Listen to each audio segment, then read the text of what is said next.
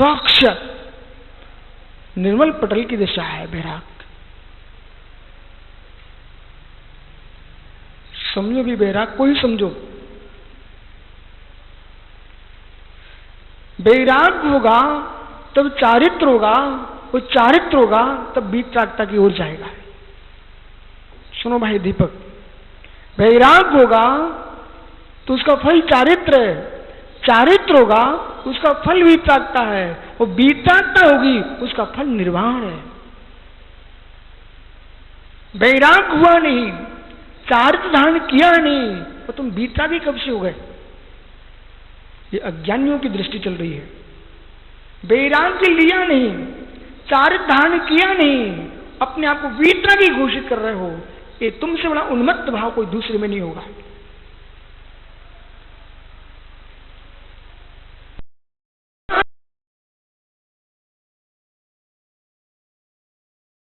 होती है वीतरागता की भावना भाना, चारित्र की भावना भाना, ये भावना का होना और भाव होना, इनमें महान अंतर है।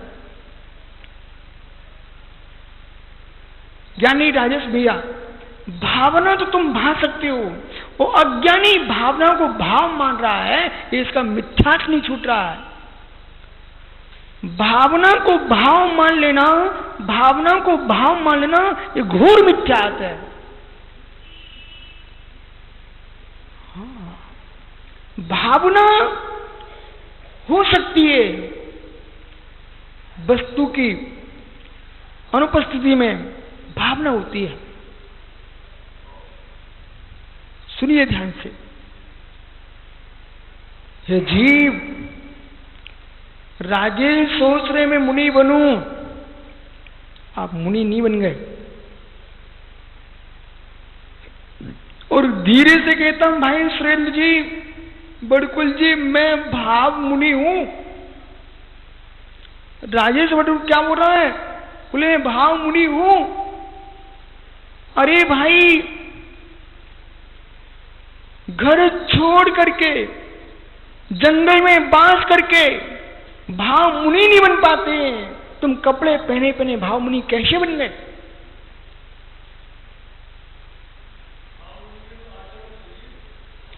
ज्ञानी भावना का मुनि, भाव मुनि में महान अंतर है। मैं मुनि बनूं ऐसी भावना कर रही है, ये भावना है, चिंतन है, प्राप्ति के लिए आकांक्षा है, वो भावना है। जब चारित्र प्राप्त कर लेता है जीव और कर्म की प्रकृतियों का छेद उपशम कर लेता है, तज्जन कषायों का उपशमन कर लेता है, तब स्वात्म तत्व की लीनता में लीन होता है, तज्जन गुणस्थान की से युक्त होता है, उसका नाम है भाव मुनि। अवरे समय दृष्टि जीव देश वृत्ति नहीं है, भाव मुनि कहां से हो गया? मुनि बनने की भावना भा सकता है। भावना और भाव में अंतर समझना। नहीं तो ये हो रहा है, हमारे मुमुक्षु भाई इन मुनिराजों को तो कहते द्रवलिंगी हैं और स्वयं को कहते मैं भावलिंगी हूं। बोले क्यों? बोले मैं भावों से युक्त हूं। ये भाव नहीं है तुम्हारे, ये भावना है, एक चिंतन है, अनुप्रेक्षा है। लेकिन भाव तो वह होगा जो संजुलन कषाय का उदय होगा, शेष कषायों का यानी उदयाभावी क्षय शब्द स्वरूप उपशम होगा और संजुलन कषाय का उदय होगा, उसका नाम है भाव मुनि।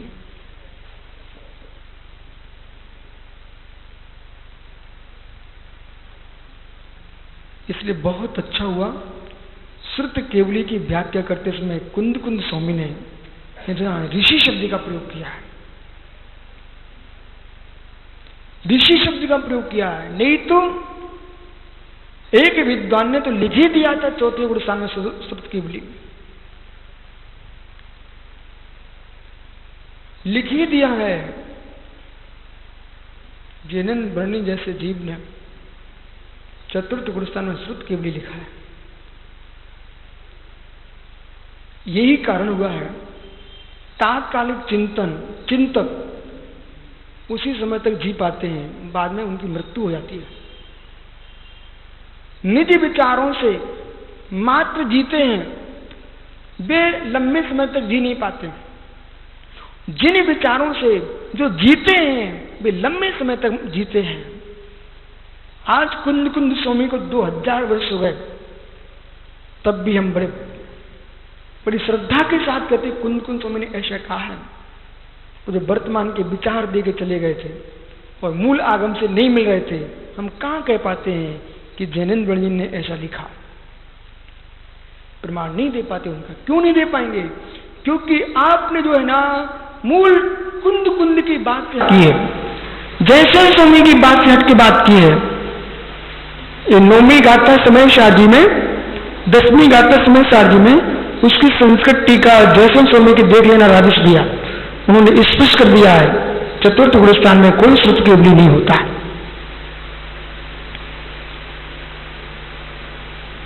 कोई श्रुत केवली नहीं होता।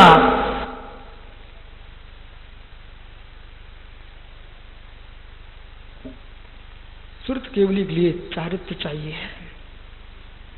श्रुत के ज्ञाता तो ज्ञानियों के लोकांतिक देव भी होते हैं। श्रुत के ज्ञाता द्वासांग के पाटी सर्वासिद्धि के देव होते हैं। लेकिन प्रमेश सागर जी, क्या किसी आगम ग्रंथ में सर्वासिद्धि के देवों को श्रुत केवली कहा? जबकि वो चतुर्थ गुणस्थान में होना उनका नियत है। सर्वासिद्धि का देव मिथ्या दृष्टि नहीं होता, ध्यान रखना। न वो मिथ्या दृष्टि होता है, न सर्वासिद्धि में कोई मिथ्या दृष्टि जीव उत्पन्न होता है, न सर्वासिद्धि से मिथ्या सच कोई नीचे आता है।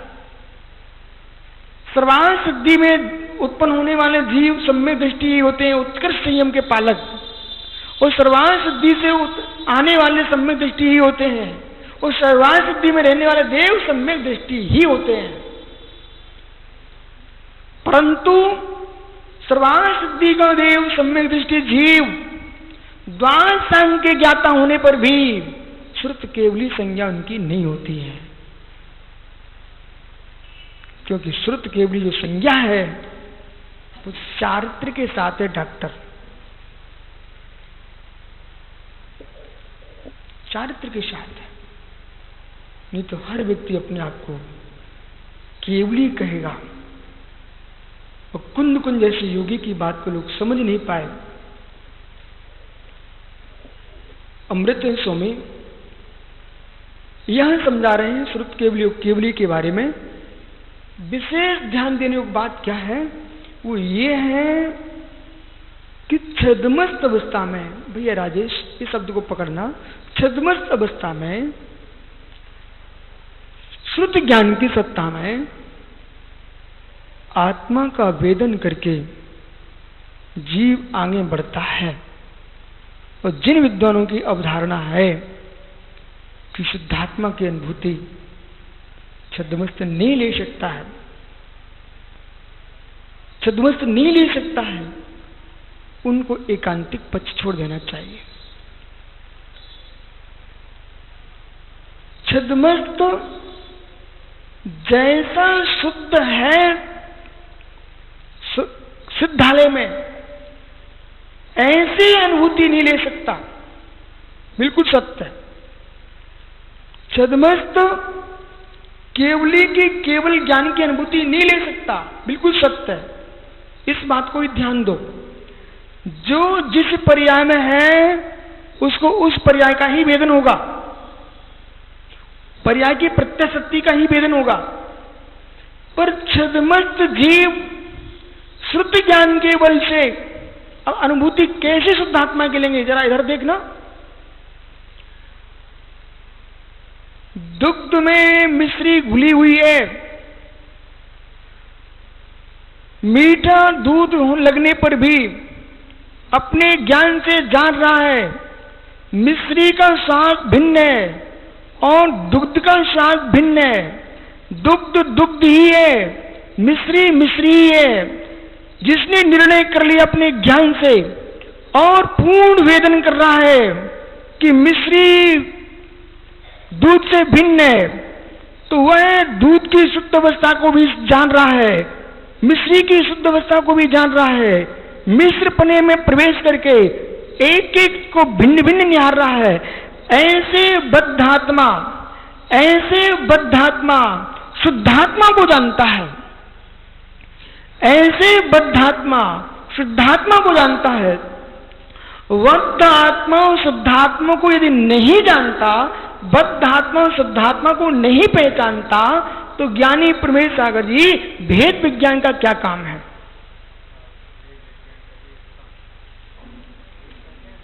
मुझे बड़ा आश्चर्य लगता है, कभी लेखक बन के बैठ जाना महत्वपूर्ण नहीं है, तत्व का सम्यक निर्णय करके तुम लिखोगे वो महत्वपूर्ण है। हजारों जन सामान्य के बीच में लिख करके भेज देना और लाखों को भ्रमित करके बैठा देना, ये कोई बहुत बड़ा ज्ञानीपना नहीं है। भेद विज्ञान का काम क्या है, इसका निर्णय करना पड़ेगा। और भेद विज्ञान चतुर्थ गुण स्थान से लेकर के 12वें गुण स्थान तक होता है। बोलो ज्ञानी होता कि नहीं? चतुर्थ गुण स्थान से लेकर के 12वें गुण स्थान तक भेद विज्ञान चलता है। और चतुर्थ गुण स्थान का भेद विज्ञान तुमको 5वें में भेजेगा, 6वें में भेजेगा, 7वें में भेजेगा, और प्रथम गुण स्थान का भेद विज्ञान तुमको चतुर्थ गुण स्थान में भेजता है। इसलिए भद्र मिथ्या दृष्टि जीव भेद विज्ञान को प्राप्त होता है। बपुर्ग्रे धर्मदारः पुत्रा मित्रान्यस्त्रवः सर्वतन्निस्वावानी मूढ़ा स्वानी प्रपद्यते। बपुर्ग्रे धर्मदारा पुत्रा मित्रान्यस्त्रवः सर्वथा अन्य स्वभावानी। मुमुक्षु ध्यान दीजिए, सर्वथा अन्य स्वभावानी मूढ़ स्वानी प्रपद्यते। शरीर, धन, दारा, मित्र, शत्रु आदि को मूढ़ प्राणी अपने कहता है, परंतु ज्ञानी इन सबको अपने से अत्यंत भिन्न ही स्वीकारता है। अत्यंत भिन्न स्वीकारने के बाद भैया राजकुमार जी, व्यवहारिकता में आना जाना तो आपका कर्तव्य है, पर उनके दुखियों के पास बैठ करके भी अपने आप को दुखी नहीं करना एक ज्ञानी का धर्म है। व्यवहारिकता का लोप नहीं करना। कोई दुखी प्राणी है, अज्ञानी रो रहा है, आपको उसके द्वारे जाना ही चाहिए। लोक व्यवहार का लोप नहीं करना, लेकिन वहां बैठने के बाद भी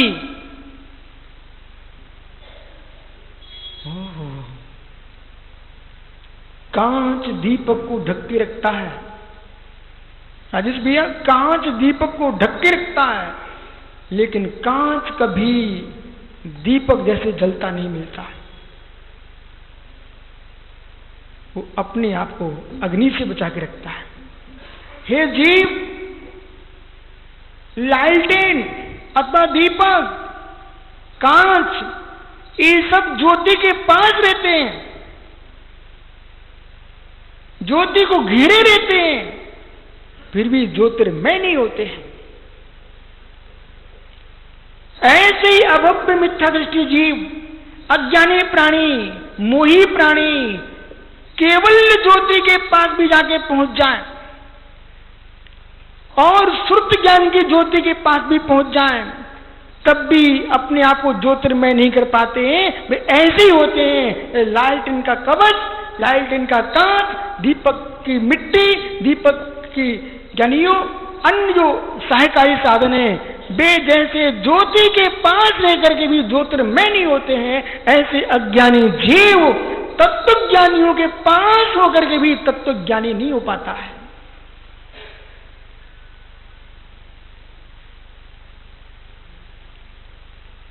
राग में दुख है, ज्ञान में दुख नहीं है। निर्णय कर लो फिर आगे बढ़ते हैं। राग में दुख है, ज्ञान में दुख नहीं है। दादा ज्ञानचंद जी क्या पूछ रहे हैं? हाँ हाँ दादा, कांच गर्म तो हो ही जाता है तो आंखें आपकी डबडबाने तो लगती है, लेकिन तब भी भीतर निर्णय होता है कि नहीं, ये अलग है। वो जो आंखें डबडाई हैं वो कांच में तज्जन गर्म होने की योग्यता थी।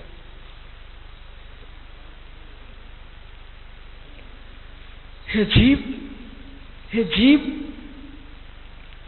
सबके मध्य में होकर के, दुखियों के मध्य में होकर के अपने आप को दुखी नहीं करना, ये भेद विज्ञान है।